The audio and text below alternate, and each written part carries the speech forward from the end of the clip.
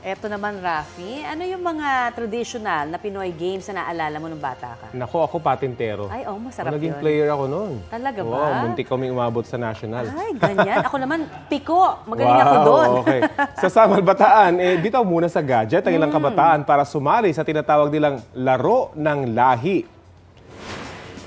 Game na game silang sumabak sa hampas palayok, hanapan ng piso sa harina, Ay, ang galing. agawan ng panyo, sa craze, kadang-kadang, at pabitin. Ginagawa po yan minsan sa isang taon kasabay ng pista ni Santa Lucia na patron ng barangay. Nais daw ng sangguniang kabataan ng Santa Lucia na huwag malimutan ang mga tradisyonal na laro at paminsan-minsan namang makawala yung mga bata sa cellphone, computer at iba pang gadget. Sana gawin yan lahat, no? Oo nga.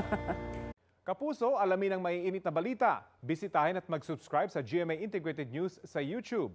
Sa mga kapuso abroad, samahan nyo kami sa GMA Pinoy TV at sa www.gmanews.tv.